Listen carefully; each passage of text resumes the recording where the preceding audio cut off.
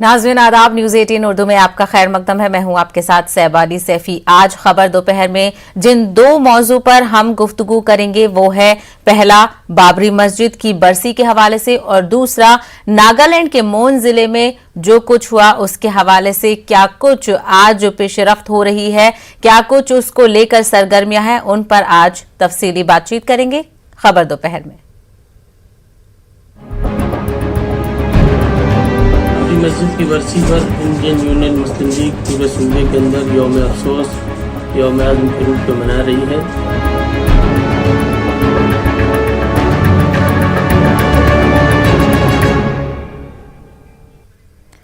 तो आज खबर दोपहर में सबसे पहले बात कर रहे हैं बाबरी मस्जिद की इन्हदामी की बरसी पर। जी हां, उत्तर प्रदेश के शहर अयोध्या में 29 साल कबल इतवार 6 दिसंबर 1992 को तारीखी बाबरी मस्जिद को शहीद कर दिया गया था। सुप्रीम कोर्ट ने 9 नवंबर 2019 को अयोध्या में 1949 में मस्जिद में मूर्तियां रखे जाने और मस्जिद की शहादत को गैर कानूनी फाल करार देते हुए अपना फैसला सुनाया था। लेकिन सुप्रीम कोर्ट ने हतमी फैसले में राम मंदिर की तामीर का हुक्म दिया था। वाज़ेह रहे कि मुंबई फसादात की तहकीकात करने वाले बॉम्बे हाई कोर्ट के जस्टिस BN श्रीकृष्णा कमीशन ने भी मस्जिद में 1949 में मूर्तियां रखना और 1992 में मस्जिद के इन्हदामी कार्रवाई को गैर कानूनी करार देते हुए बीजेपी लीडर LK आडवाणी की रथ यात्रा को मस्जिद की मिमसारी के लिए जिम्मेदार करार दिया था। इसके बावजूद CBI की खुसूसी अदालत ने बाबरी मस्जिद इन्हदाम मामले में LK आडवाणी, उमा भारती, मुरली मनोहर जोशी समेत तमाम मुल्जिमीन को बरी कर दिया था। CBI कोर्ट के इस फैसले की आज भी मुखालिफत की जाती है। कुछ समाजी तंजीमें आज भी बाबरी मस्जिद इन्हदाम मामले के कसूरवारों को सजा देने का मुतालबा कर रहे हैं। इसी मुतालबे को लेकर आज दिल्ली के जंतर मंतर पर समाजी तंजीमों ने एहतजाजी मुजाहरा भी किया। तो आप तस्वीरों में देख सकते हैं दिल्ली के जंतर मंतर पर कुछ समाजी तंजीमें आज भी इस मामले को लेकर सवाल उठा रही हैं। वो अब मुतालबा कर रही हैं कि जो भी इस मामले में इंसाफ है उसकी उन्हें दरकार है। हालांकि सुप्रीम कोर्ट की तरफ से इस मामले को लेकर 2019 की नवंबर को जब फैसला आया था तब कई लोगों को इस फैसले के बाद मायूसी हुई थी। आज भी लोग इस मामले में इंसाफ के मुंतजिर हैं। सीधे रुख करेंगे दिल्ली का, जहां से हमारे नुमाइंदे खुर्रम शहजाद इस वक्त हमारे साथ जुड़ रहे हैं। खुर्रम शहजाद, आज बाबरी मस्जिद इन्हदाम की बरसी है, लेकिन हालांकि आज भी कई सारे लोग जो हैं वो इस फैसले से, सुप्रीम कोर्ट के फैसले से आज भी कहीं ना कहीं मुतमईन नजर नहीं आते हैं और इंसाफ की कहीं ना कहीं उम्मीद अभी भी उनमें बाकी है। यकीनन ये भी एक बुनियादी वजह है कि 450 साल पुरानी मस्जिद को दिन की रोशनी में देखिए साहबा, लगातार कहना चाहिए कि बाबरी मस्जिद का जो मामला है उसको लेकर के दिल्ली हो या फिर मुल्क की अलग अलग रियासतें हो, उनकी राजधानियां हो, सब जगह पर एहतजाज होता रहा है। ये अलग बात है कि साल 2019 में नवंबर में सुप्रीम कोर्ट ने एक कहना चाहिए कि एक हल निकाला, एक रास्ता निकाला और इसकी चर्चा, इस पर बहस पूरे मुल्क में हुई, लगातार होती रही कि किस तरह का फैसला है। काफी सारे पॉइंट्स को लेकर के ये जरूर बात थी कि सुप्रीम कोर्ट ने कुछ ऐसा कहा अपने फैसले में कि जिस तरीके से इन्हदाम की कार्रवाई की गई, विध्वंस किया गया बाबरी मस्जिद का 6 दिसंबर 1992 को, आज ही के दिन, वो एक गैर कानूनी अमल था और वो गुनाह अजीम था। ये तमाम बातें फैसले में कही गई, लेकिन उसके बाद सुप्रीम कोर्ट ने एक हल दिया और बाबरी मस्जिद के लिए अलग जगह दी गई। राम मंदिर बनाने के लिए जगह, बाबरी मस्जिद की जो जगह थी, जो खाली जगह थी, वहां पर पहले से ही पूजा चल रही थी। एक मंदिर वहां पर बना हुआ था, लेकिन बाकायदा तौर पर भव्य राम मंदिर बनाने के लिए वहां पर जगह दे दी गई। तो अब वो भव्य राम मंदिर वहां पर बन रहा है। लेकिन इस सब के बावजूद अब मैं जंतर मंतर पर हूँ, आप देखेंगे कि यहाँ पर ये जो प्रोटेस्ट चल रहा है ये आपको दिखाई देगा। इस तरीके से आज भी लोग बाबरी मस्जिद की शहादत को भूले नहीं हैं और यहाँ पर पुनर्निर्माण यानी कि तामीर नौ, रिबिल्ट बाबरी मस्जिद के नारे भी लगे हैं। लेकिन उससे भी बड़ा नारा ये है कि जिन लोगों ने ये सब किया था उसमें जाहिर सी बात है कि RSS और संघ से जुड़े हुए बड़े बड़े लोग थे, चाहे मुरली मनोहर जोशी हो, चाहे LK आडवाणी हो, कल्याण सिंह हो जो उस वक्त उत्तर प्रदेश के वजीर आला थे। ये तमाम लोग थे तो उन तमाम के खिलाफ कार्रवाई करने की मांग यहाँ पर वो यहाँ पर की जा रही है। आप देखेंगे तमाम जो बैनर्स हैं, पोस्टर्स हैं, वो आपको यहाँ पर दिखाई देंगे। तो सबसे बड़ी बात यह है कि यहाँ पर जो अब एक तस्वीर ये है, लेकिन एक तस्वीर कुछ ही दूर यहाँ से केरला भवन के पास वहाँ पर दिखाई दी। यहाँ पर शौर्य दिवस मनाया जा रहा है। 24 जो कुरान की आयतें हैं उनको हटाने की बात की जा रही है। तो ये तमाम बातें हैं। कहना चाहिए कि ये मसला जिस तरीके से सुप्रीम कोर्ट ने हल करने की कोशिश की थी, एक रास्ता निकालने की कोशिश की थी, वो रास्ता तो सुप्रीम कोर्ट ने जरूर निकाला, लेकिन वो क्या निकल पाया, सबसे अहम सवाल ये है। सुप्रीम कोर्ट ने एक रास्ता निकाला, बाबरी मस्जिद यानी ईद मस्जिद के लिए जगह दे दी गई, राम मंदिर के लिए जगह दे दी गई, लेकिन एक तरफ शौर्य दिवस दिखाई दे रहा है और एक तरफ हमें बाबरी मस्जिद की शहादत को लेकर के ये प्रोटेस्ट दिखाई दे रहा है। तो क्या कहेंगे, आज आप लोगों की मांग क्या है और ये मौजू अब क्यों जरूरी रह गया है? यकीनन बाबरी मस्जिद की शहादत जो है इस मुल्क पे एक बहुत बड़ा कलंक है, एक बहुत बड़ा डार्क स्पॉट है जो इस मुल्क के साथ जुड़ गया है। सुप्रीम कोर्ट का जजमेंट आया है, हम उसका एहतराम जरूर करते हैं, लेकिन जस्टिस की जहां तक बात है वो बार बार उठते रहेंगी। और जो बार बार ये एट्रॉसिटी को बढ़ाने की कोशिश की जा रही है, बाबरी मस्जिद के बाद ये मथुरा की भी बात करेंगे, काशी की भी बात करेंगे, तो इनकी ये स्ट्रेटेजी रही है कि हर वक्त इस किस्म के इशूज़ को लाते रहे। और ब्रिटिशर्स की वो स्ट्रेटेजी जो डिवाइड एंड रूल पर थी, उसी तरीके से डिवाइड कम्युनिटीज़ को करते हुए इन कम्युनिटीज़ पे पॉलिटिकल रूल करे, तो हम इसको चलने नहीं देंगे। यकीनन बार बार आवाज़ उठते रहेंगी, पब्लिक आवाज़ उठाते रहेंगी, सड़कों को हम आबाद रखेंगे ताकि संसद जो है आवारा ना हो जाए। यानी कि लड़ाई जो है वो अभी खत्म नहीं हुई है, ये लगातार जारी रहेगी, लेकिन कब तक चलेगी? क्योंकि बड़ा सवाल ये है कि अब सुप्रीम कोर्ट ने एक हल निकाला है। बहुत सारे लोगों ने कहा कि फैसला कबूल है, तो फिर इस तरह का प्रोटेस्ट क्यों, शौर्य दिवस क्यों? देखिए, उसके पीछे बहुत सी चीज़ें हैं। एक तो डेमोलिशन ऑफ मस्जिद है, दूसरी उन लोगों ने जो मस्जिद को डेमोलिश किया है, तीसरे वो क्या इंटेंशंस थे, क्या स्ट्रेटजी थी जिसको पूरा वेल प्लान आर्केस्ट्रेट करके मस्जिद को डेमोलिश किया गया है। ये तमाम बहसें अभी बाकी है, ये ख़त्म नहीं हुई हैं। तो वो जो मामला है कि जिन्होंने इनजस्टिस किया है, जिन्होंने डिमोलिश किया है, उनको पनिश आज तक नहीं किया गया है। जिन्होंने ये पूरी स्ट्रेटजी बनाई थी, जिन्होंने इसको ऑर्केस्ट्रेट किया था, वो अब तक जो है एक्यूज़ नहीं किए गए हैं। तो ये तमाम मुद्दे हैं जो अभी भी बाकी है और ये उठते रहेंगे और इस सिलसिले में ज़रूर इंसाफ मिलेगा। ये बताइए, लिब्राहन कमीशन की जब भी बात होती है, गुनाहगारों को देने की बात, लिब्राहन कमीशन की बात होती है, रिपोर्ट क्या कहती है? अब तक जो सीबीआई की कार्रवाई है या सरकारी एजेंसियां हैं उनकी कार्रवाई है, उससे आप लोग मुतमईन क्यों नहीं है? क्योंकि कार्रवाई हो रही है, उनके खिलाफ मुकदमा चल रहा है। कई लोगों का हालांकि ये भी कहा गया क्योंकि उनके खिलाफ शवाहिद नहीं थे, सबूत नहीं थे, उनको बरी किया गया। ये गवर्नमेंट इन्फ्लुएंस है जितना भी आप देख रहे हैं, और नाइंसाफी की एक जो षड्यंत्र नाइंसाफी के लिए जो षड्यंत्र किया, इंसाफ के लिए जिन लोगों को खड़ा होना था उनकी कमजोरी भी है। और आपने जो कहा कि जो लिब्राहन रिपोर्ट है, लिब्राहन ने उनको बाकायदा बताया कि कौन कौन अक्यूज है, उनको सजा नहीं दी गई है।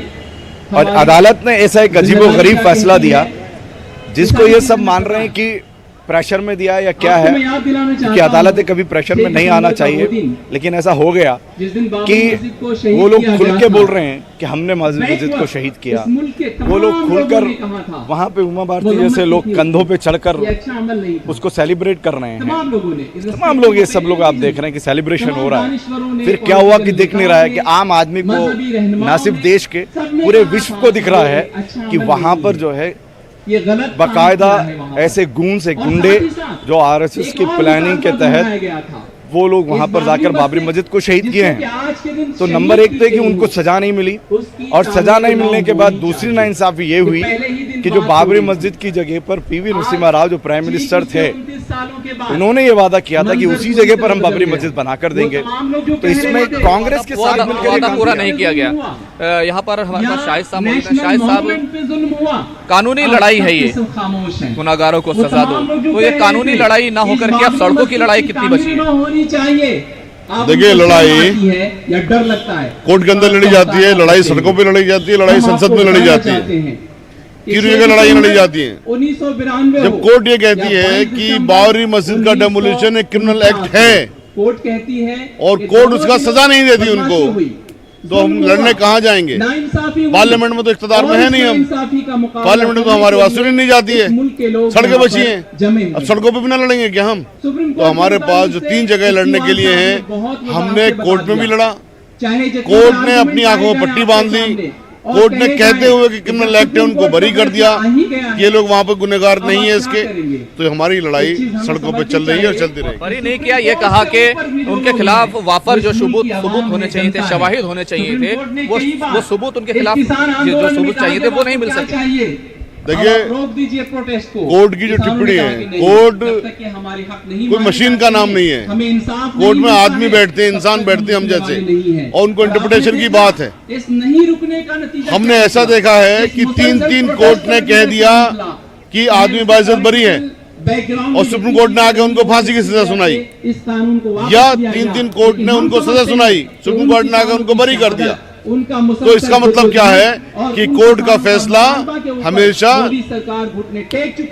बिल्कुल एविडेंस पे बेस्ड हो, सही हो, ये सही नहीं है। तो यहाँ पर अभी लोग सही नहीं मानते। हमारे साथ यहाँ पर और बहुत सारे लोग हैं। आज का जो दिन है, जब तक हम अब ये लड़ाई कैसे लड़ी जाएगी, कैसे लड़ेंगे आप लोग ये लड़ाई? क्योंकि सुप्रीम कोर्ट का एक फैसला आ चुका है, आगे कोई गुंजाइश दिखती नहीं है।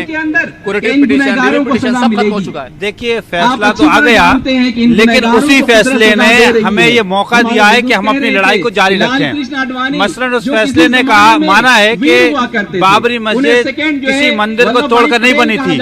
उसी फैसले में ये बात कही गई है कि मस्जिद में मूर्ति रखना एक मुजरिमाना अमल था, मस्जिद को तोड़ने का को भी उसने एक मुजरिमाना अमल माना है। और ये तमाम मुकदमात अभी भी किसी न किसी कोर्ट में है, तो उन्हीं मुकदमात को फास्ट ट्रैक कोर्ट में चलाया जाए।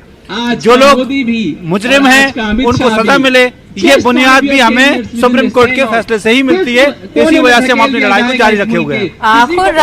खुर्रम, इनसे ये भी पूछिएगा, जिस तरीके से उत्तर प्रदेश में हम देख रहे हैं कि अयोध्या तो सिर्फ एक शुरुआत है, अब मथुरा की बारी है, तो क्या अब ये तंजीमें जो अपनी तहरीक है उसको मथुरा के लिए भी आवाज उठाएंगी? क्योंकि जिस तरीके से लीडरों के बयानात और ट्वीट्स वगैरह हमने देखे, उसमें कहीं ना कहीं अब इसको लेकर भी पेच फंसता हुआ नजर आ रहा है। राष्ट्र संगठन के साथ पिछले कई सालों से हम स्ट्रगल कर रहे हैं, संघर्ष कर रहे हैं। बिल्कुल देखिए, संघर्ष हमारा इसलिए है, अब लड़ाई तो पहले बाबरी की थी, लेकिन अब देख रहे हैं कि काशी मथुरा की बात हो रही है, आज जल अभिषेक की बात हो रही है। तो क्या लगता है आपको, कहाँ बढ़ रहे हैं कि मुल्क में नई हुकूमत आती है और पुराने पैसे को बंद कर दिया जाता है? क्या पूछा आपने? बाबरी मस्जिद का पहले बाबरी मस्जिद का मसला था, लेकिन अभी हुकूमत आती है और यूपीए का कानून पास कर दिया जाता है। जल अभिषेक क्या की ये बात हो रही है, मुसलमानों का मसला था? नहीं था। तो इस मुल्क में एक ऐसा क्या लगता है कि लड़ाई अब कहाँ बची है? ऐसा निजाम आता है जो लाखों करोड़ों नौजवानों को बेरोजगार कर देता है। क्या ये बाबरी मस्जिद का मसला था? यहाँ पर और भी बहुत सारे लोग मौजूद हैं, उनसे जरूर जानना चाहेंगे कि यहाँ पर किस तरीके से, ये देखें आपको ये तस्वीरें दिखा रहे हैं कि किस तरीके से ये तमाम लोग यहाँ पर आए हैं और punish the culprits of Babri मस्जिद डेमोलेशन, ये साफ तौर पर जिस तरह की होर्डिंग्स है वो यहाँ पर आपको दिखाई देंगी। संघर्ष जारी रहेगा, राष्ट्रव्यापी विरोध प्रदर्शन, ये तमाम होर्डिंग्स हैं और जो मांगे हैं वो यहाँ पर आपको दिखाई देंगी। बाबरी मस्जिद को पुनर्स्थापित करो, ये धर्मनिरपेक्षता, ये तमाम बातें जो है वो यहाँ पर हो रही हैं। और डिमांड जो है वो ये है कि जिन लोगों ने बाबरी विध्वंस को कराया उनके खिलाफ कार्रवाई होनी चाहिए, बाबरी मस्जिद को दोबारा से बनाया जाना चाहिए। हालांकि ये तमाम लोग मानते हैं कि अब उस तरह के हालात नहीं है, उस तरह की चीज़ें नहीं हैं, लेकिन इस सब के बावजूद यहाँ पर काफ़ी सारे लोग हैं जो ये मुतालबा कर रहे हैं कि दोबारा से जो है बाबरी मस्जिद को बनाया जाना चाहिए था। हमारे साथ यहाँ पर कुछ लोग हैं, क्या कहेंगे आज के दिन? क्या आपको लगता है कि जो आप लोग कह रहे हैं कि पुनर्निर्माण होना चाहिए, क्या ये मुमकिन है?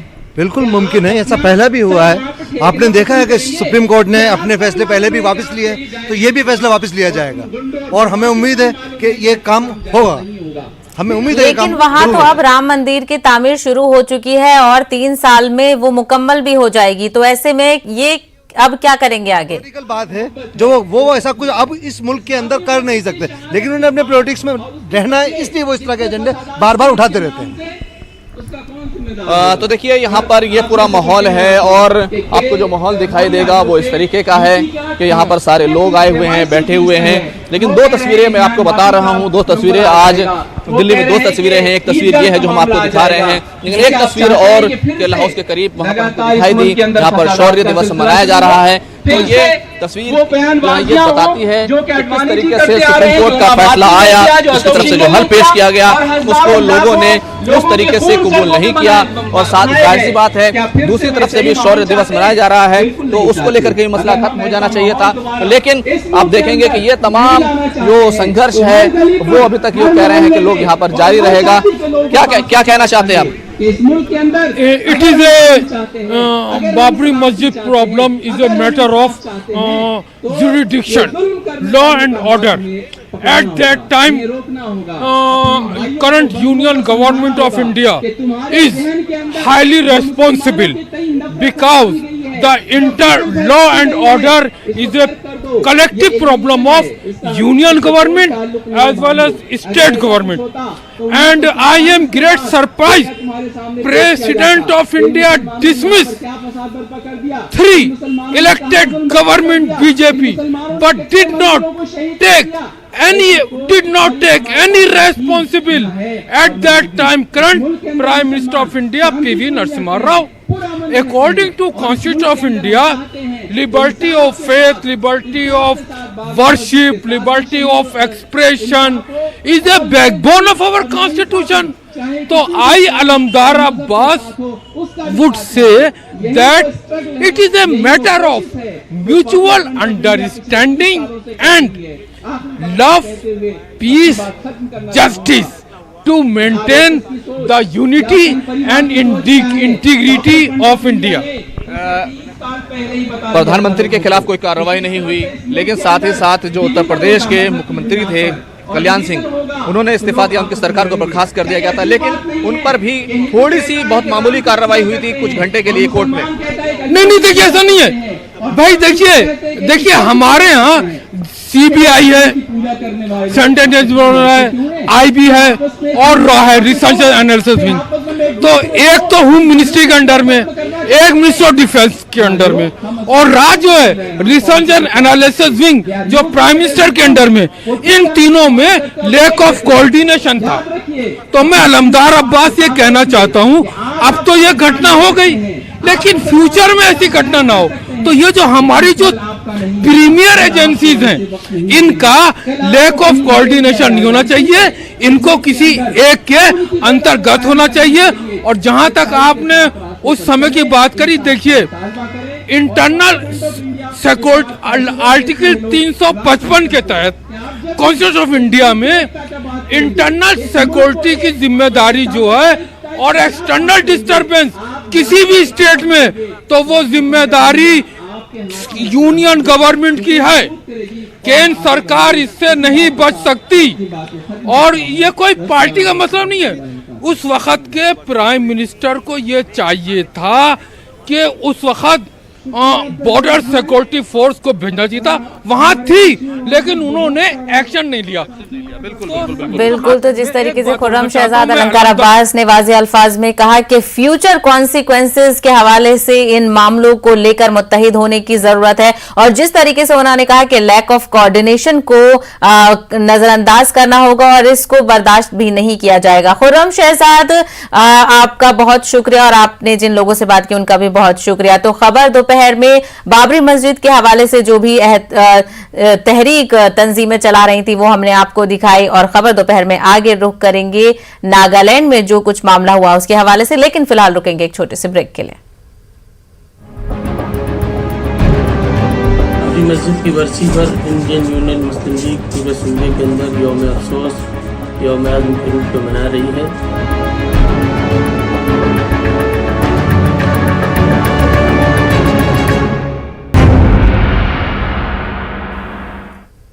तो बात करेंगे नागालैंड एहतजाज, सियासत और पाबंदियां के हवाले से। जी हां, नागालैंड के मोन जिले में सिक्योरिटी फोर्सेस की फायरिंग में मरने वालों की तादाद 14 हो गई है। इस वाकये की वजह से मोबाइल इंटरनेट सर्विसेज और बल्क मैसेजिंग सर्विसेज को भी मुअत्तल कर दिया गया है। हुकूमत ने इस मामले में एसआईटी जांच का हुक्म दिया है। दूसरी जानिब फायरिंग में हलाक होने वालों के अहले खाना से मुलाकात करने के लिए तृणमूल कांग्रेस का एक 5 रुकनी वफ्द आज नागालैंड का दौरा करने वाला है। टीएमसी के वफ्द में मेंबरान पार्लियामेंट शामिल हैं। प्रसून, सुष्मिता देव और शांतनु सेन के अलावा और भी रुकन इसमें शामिल हैं। पार्टी तर्जुमान बिस्वजीत देव भी शामिल हैं। मगरबी बंगाल की वजीर आला और टीएमसी की सरबराह ममता बनर्जी ने इतवार के रोज मुतासिरा खानदानों से ताजियत का इजहार किया था और फौज की तरफ से मुकम्मल तहकीकात का मुतालबा किया था। दूसरी जानिब आज नागा स्टूडेंट फेडरेशन ने नागाबाद इलाकों में मुकम्मल बंद की कॉल दी थी और मुकम्मल बंद का जो असर है वो भी देखने को मिल रहा है। नागालैंड के मोन जिले के ओटिंग बस्ती में जो हादसा हुआ है और उसके बाद मोन डिस्ट्रिक्ट में काफ़ी प्रोटेस्ट हुआ है। मैं भी दिखाता हूँ, मैं अभी खड़ा हूँ जहाँ ये घटना हुआ था, ओटिंग बस्ती। मेरा पीछे में जो रोड है वो ओटिंग बस्ती की तरफ जाते हैं और अभी मैं हूँ लापा लंगलम नाम के बस्ती में, वो मोन डिस्ट्रिक्ट के अंदर आते हैं। और यहाँ मैं दिखाता हूँ कि काफ़ी रिएक्शन हुआ है नागालैंड में, मोन डिस्ट्रिक्ट में। सारा यहाँ के लोग वो निकल के आए हैं और वो डिमांड कर रहे हैं, प्रोटेस्ट कर रहे हैं और सरकार को ये डिमांड कर रहे हैं कि जो इनजस्टिस हुआ है उन लोगों के साथ, जिन लोगों को वो गोलियों के बौछार से मार दिया गया है, उन लोगों को जस्टिस मिले। मैं जानना चाहता हूँ कि सिस्टर जो घटना हुआ है तो अभी आप लोग क्या चाहते हैं? हम लोग उसके लिए जस्टिस चाहता है क्योंकि हमारे भैया लोग है वो उसका फॉल्ट कुछ भी नहीं है, इसलिए हम लोग जस्टिस मांगने के लिए यहाँ बैठे। हाँ, जो लोग इस हादसे में मार दिया गया है तो वो लोग तो वो कोयला खनी में, वो जो खदान है वहाँ पर काम करने वाला लोग था। जी हाँ, वो लोग डेली वेज अर्नर है, इसलिए वो लोग फॉल्ट कुछ भी नहीं है उन लोगों का फॉल्ट। इसलिए पब्लिक था वो वेजेस, डेली वेजेस काम करने वाला था, इसलिए हम लोग बहुत वो लाइफ लॉस करने के लिए हम लोग बहुत we are saddened about the loss of the lives of our brothers, so we are here to be the solitary. Thank you. और मैं दिखाना चाहता हूँ कि इस रोड में, ये हाईवे में ऐसे ही काफ़ी जगह पर मैं देखने को मिला है कि लोग अपने आप निकल कर आ रहे हैं, वो प्रोटेस्ट कर रहे हैं। वो जो बैनर वो निकल के हाथ में लेके आ रहे हैं, वहाँ पर लिखा हुआ है we condemn killing of innocent public at Oting village. और वो जो arm forces special power act 1958 उसको इमीडिएटली नागालैंड से वो हटाने के लिए डिमांड कर रहे हैं। और ऐसा नज़ारा सारा मोन डिस्ट्रिक्ट या यहाँ के जितना बस्ती है उस बस्तियों में देखने को मिल रहा है। और सबका डिमांड एक ही है कि इन लोगों की बात दिल्ली में बैठे हुए सरकार सुने और वो डिमांड कर रहे हैं कि वो जो इनजस्टिस हुआ है और यहाँ पर जो ब्रूटली किलिंग हुआ है उसके ऊपर कार्रवाई किया जाए। तो हमारे साथ जुड़ रहे हैं विपुल, हमारे नुमाइंदे इस वक्त हमारे साथ जुड़ रहे हैं। विपुल, मिनिस्ट्री ऑफ डिफेंस ने भी एक्सेप्ट कर लिया है, आर्मी ने भी एक्सेप्ट कर लिया है। What do you think, is it justify enough कि उनको इंसाफ मिलेगा?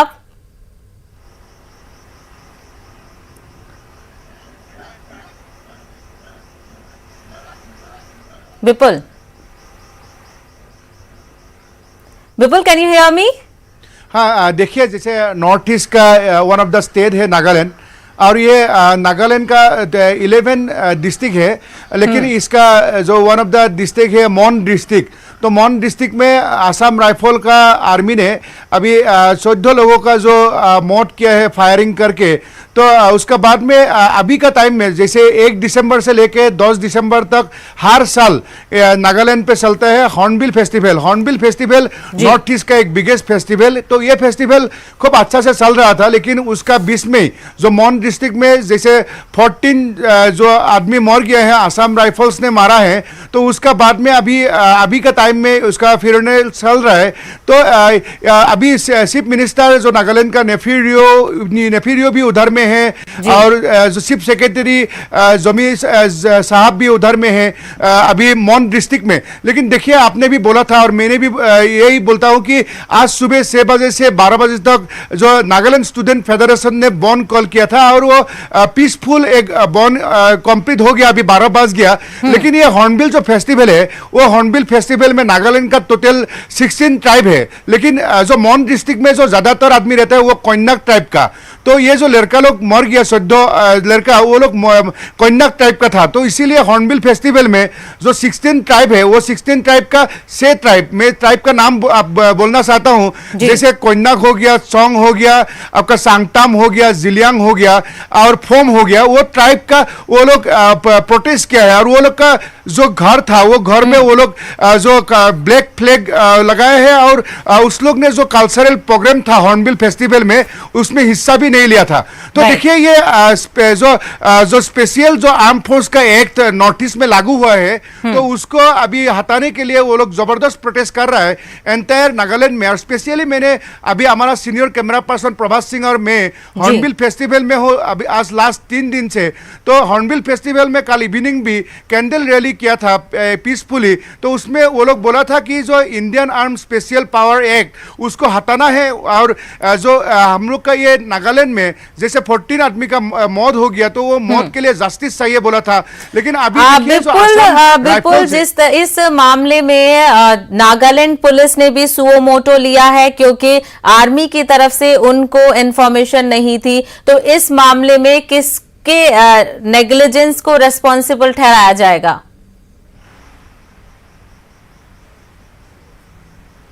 हाँ, आपने सही क्वेश्चन किया है। आज देखिए आप आज संसद में भी ये नागालैंड का हादसा को लेके इधर में जो बातचीत हुआ था और स्पीच दिया था काफी 2-3 एमपी ने। और देखिए अभी नागालैंड का चीफ मिनिस्टर भी मौन डिस्ट्रिक्ट में है, डिप्टी चीफ मिनिस्टर है और जो इधर जो सेक्रेटरी जनरल सब आदमी लोग डीजीपी लोग उधर में है। तो आपने बोला था सो मोटो केस, तो नागालैंड का जो पुलिस है इधर कोहिमा पुलिस, नागालैंड पुलिस, वो लोग अभी 21 आसाम राइफल्स का जवान का अगेंस्ट में सो मोटो केस लिया है। तो हम लोग यही बोल सकते हैं कि वो लोग तुरंत अरेस्ट होने का उम्मीद है क्योंकि ये जो स्पेशल पावर फोर्स एक्ट बोल के अभी जो लागू है उसको लेके इंसर्जेंसी बोल के आम आदमियों को मार डाला है और इसको लेके अभी पूरा नागालैंड में माहौल बहुत गर्म है। और इसको मतलब जो हादसा हुआ है इसके लेके बॉन्ड भी कॉल किया था। अभी उम्मीद है ऐसा कि आज शाम को भी बॉन्ड कॉल कर सकता है। और मैंने बोला है कि Nagaland one of the main state in north east, तो इसमें 11 डिस्ट्रिक्ट है, मौन डिस्ट्रिक्ट ये हादसा हुआ है, बाकी 10 डिस्ट्रिक्ट में भी ये अभी जो मौत हुआ है ना उसको लेके अभी जो रैली वगैरह निकल रहा है। तो इसका बाद में काल परसों में भी बंद हो सकता है। अभी फ्यूनरल प्रोग्राम चल रहा है मौन डिस्ट्रिक्ट में, उसमें चीफ मिनिस्टर नेफिरियो भी प्रेजेंट है। Bipul, TMC delegation is about to meet victims kin. What about their program?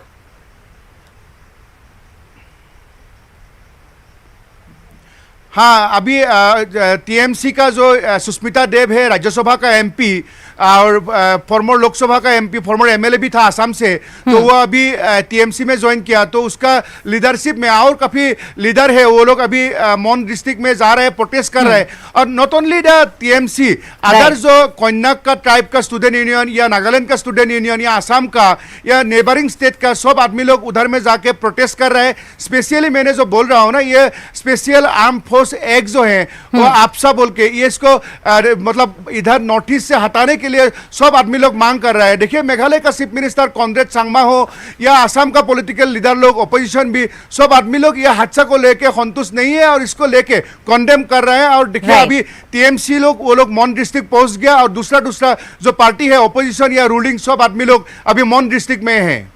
वहीं जो प्रोटेस्ट हो रहा है उसको लेकर सिक्योरिटी के कंसर्न कितने ज्यादा हैं, क्योंकि internet services and messages services को भी सस्पेंड किया गया है।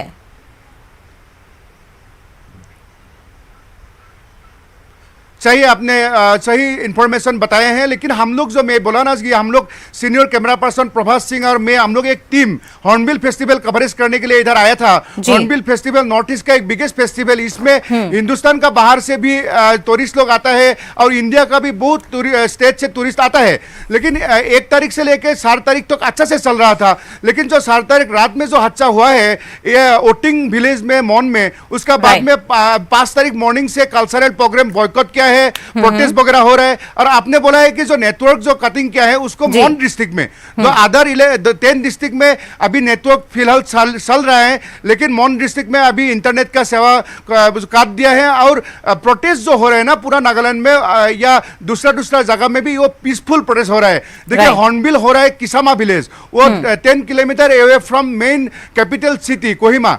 तो किसामा में अभी जैसे ये प्रोटेस्ट हो रहा था, कल शाम को भी कैंडल लेके प्रोटेस्ट किया। सब आदमी लोग यही बोल रहा है कि आपका जो स्पेशल पावर एक्ट है ना उसको हटाने के लिए, और वो लोग बोला है कि जो 14 इनोसेंट जो कोयनक का जो ट्राइब का जो लड़का लोग मर गया उसका जस्टिस चाहिए बोल रहा था। बिल्कुल, तो नागालैंड के लोग यही मुतालबा कर रहे हैं कि उनको जस्टिस मिले, क्योंकि कोई बहुत कम तादाद नहीं है, 14 लोगों की इस वाकये में मौत हुई है। वहीं जो नागालैंड में हॉर्नबिल फेस्टिवल जारी है उस पर भी इसका असर देखने को मिल रहा है लोगों की तरफ से, हालांकि पुरअमन तरीके से एहतजाज किया जा रहा है। विपुल, हमारे साथ जुड़ने के लिए और तमाम तर तफसील के लिए आपका बेहद शुक्रिया। तो खबर दोपहर में फिलहाल इतना ही, दीजिए इजाजत, आदाब।